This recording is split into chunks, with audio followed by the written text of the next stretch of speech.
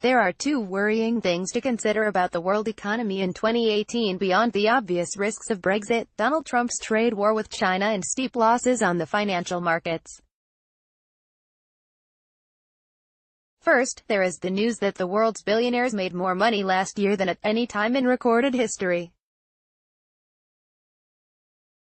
The richest people on Earth increased their wealth by a fifth to $8.9 trillion in 2017, according to Swiss bank UBS.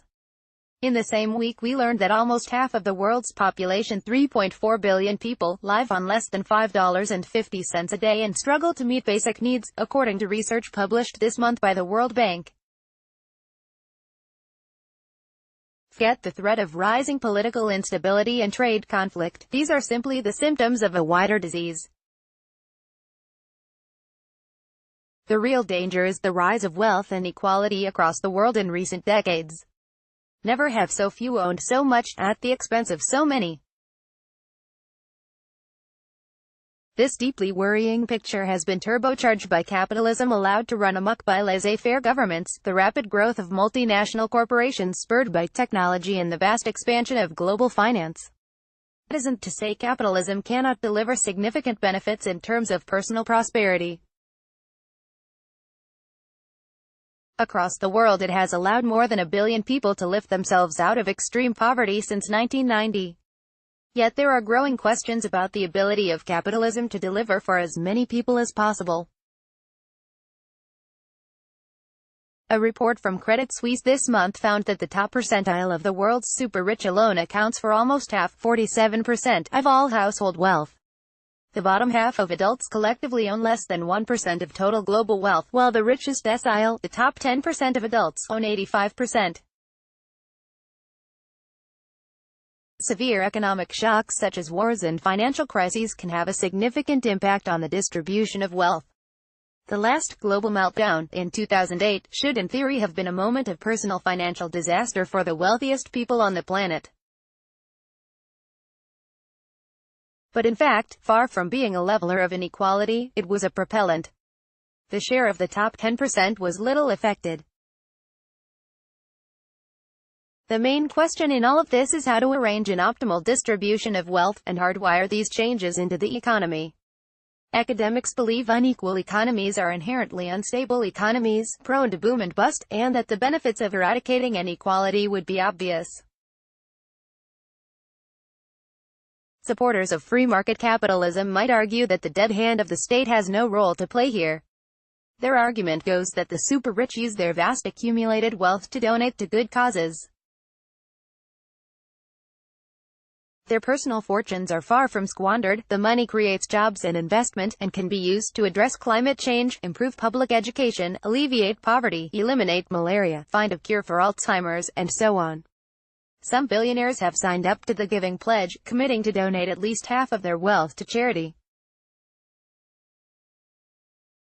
The scheme was launched in 2010 by Bill Gates, who has a fortune of $95 billion, and Warren Buffett, with $84 billion to his name.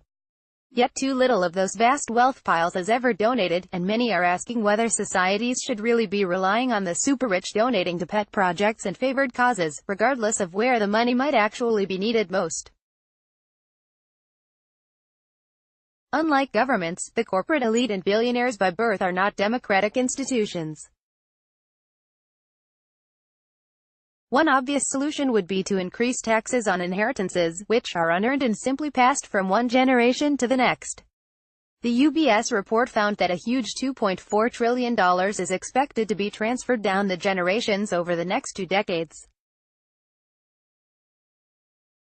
There is also growing political support for wealth taxes, as developed nations around the world face growing pressures to fund the demographic challenges posed by their aging populations. Tackling wealth inequality is becoming an ever more important issue, and the UBS report highlights the urgency with which this needs to be treated by governments. Failure to do so will only add to the economic and political turbulence we are already witnessing. If fracking is a rational policy, onshore wind must surely be too. Tory MPs have promoted baseless myths about onshore wind farms being inefficient. Photographed Ken Jack Getty Images. It would be wrong if energy policy was based on those groups which shout the loudest, according to the government. Evidence must be the basis for policy, officials said in their defense of fracking. The Observer agrees wholeheartedly with those principles. But the approach only makes any sense if it's applied consistently, and that is not the case, as demonstrated most clearly by the government's ban on onshore wind farms. Tougher planning rules and a block on subsidies for the wind farms were a direct result of listening to a small group of people who shouted the loudest. 100 Tory MPs called for the end to the subsidies, despite government polls repeatedly showing wind power was one of the most popular energy sources among the British public. The latest polling found 76% back onshore facilities. Those Conservative MPs also promoted baseless myths about onshore wind farms, saying their support should be axed because the turbines are inefficient. Never mind that those wind farms today provide a good chunk of the one-third of electricity that is generated from renewable sources. With the budget on Monday, the wind industry has renewed its plea for a rethink. Industry body Renewable UK urged the Chancellor on Friday to allow onshore wind farms to compete for subsidies. The group rightly points out that onshore wind is now the cheapest source of power available in the UK. The government's own figures back that claim up. Energy Minister Claire Perry has been hinting for the past year that a U-turn may be on the cards, but it has yet to materialize. For a government that claims to be on the side of consumers and so concerned about energy costs that it is introducing a price cap, a green light to onshore wind farms would be an easy win.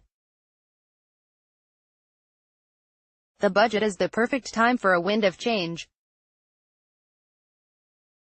Reid will need the campaign of his life to halt WPP's decline. Mark Reid has accused Martin Sorrell of being slow to act. Photograph Toby Melville, Reuters. Sir Martin Sorrell, the founder and former chief executive of WPP, has likened the ongoing meltdown at the advertising group to a car crash in slow motion. However, Sorrell's successor, Mark Reid, could be forgiven for thinking it feels more like a high-speed train wreck after presiding over a set of quarterly results last week that triggered a 14% slump in WPP's share price.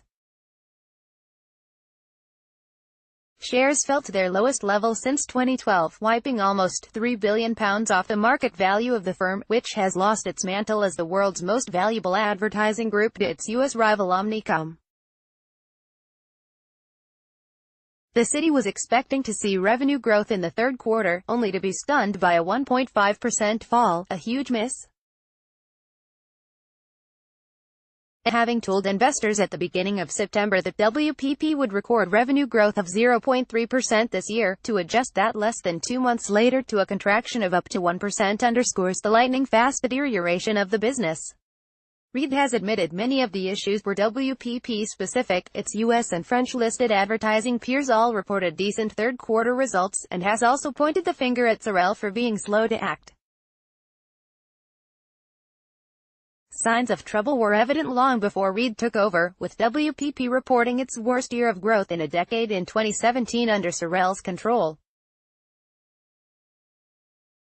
But with 8 major account losses recently, WPP has to stop the contagion spreading. The company has said that losing those accounts means it is facing a headwind of hundreds of millions of dollars of lost revenue to make up before 2019 even starts, so recovery will be slow. Reid says it will take several years to revive WPP's fortunes. But he is trying to turn an oil tanker when he needs it to be a speedboat.